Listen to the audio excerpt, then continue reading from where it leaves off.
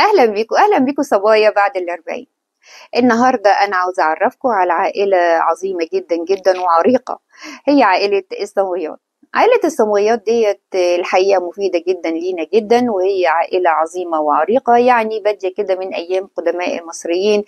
كانوا بيستخدموها في مستحضرات التجميل بتاعتهم، وكمان كانوا بيستخدموها في التحنيط.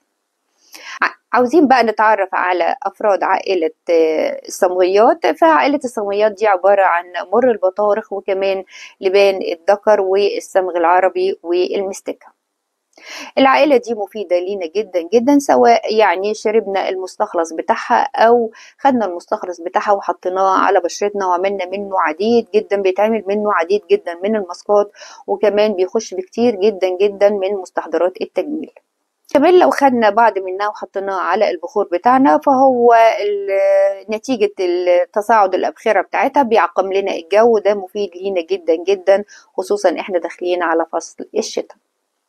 عاوزة أعرفكم بقى على شكل العائلة، علشان لما تيجي تشتروها من عند العطار يعني على الأقل تبقى واخدين فكرة عن شكلها. يلا بينا.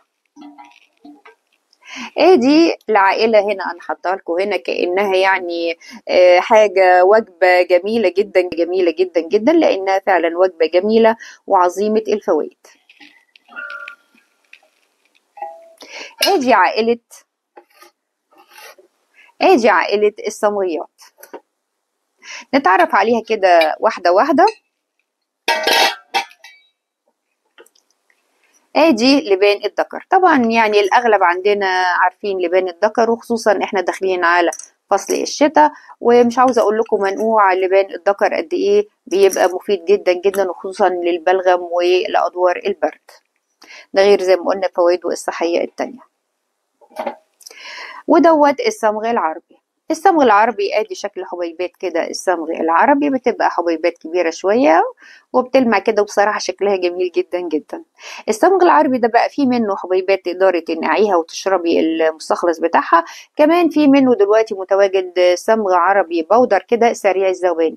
بتاخدي منه معلقة او نص معلقة. انا شخصيا باخد منه نص معلقة الصبح كده على غيار الريق، بدوبهم في شوية مية وبشربهم. مش عاوزة اقول لكم قد ايه بيريح لي المعدة بتاعتي.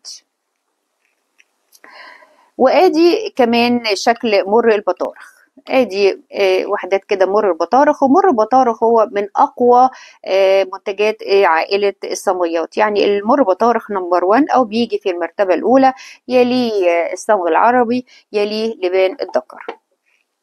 بعد كده بقى عندنا المستكة الجميلة، واكيد كلنا عارفينها طبعا، بنستخدمها في الشوربات بتاعتنا، بتدينا طعم زاكي جدا جدا ونكهة جميلة. وخصوصا بقى لو حطينا المستكة على البخور قد ايه بتدي ريحة حلوة، وبتعمل لنا تطهير للجو، وكمان بتدينا ريحة بترفع لنا بيها الطاقة الإيجابية بتاعتنا، وكمان بترفع عندنا هرمون السعادة، لأن احنا طبعا عارفين ان هرمون السعادة بيزيد لما بنستنشق روايح جميلة.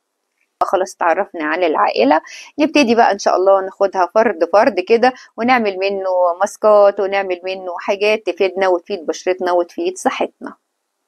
اشوفكم ان شاء الله الحلقة الجاية، ولو عجبتكم الحلقة يا ريت سبسكرايب ولايك وشير.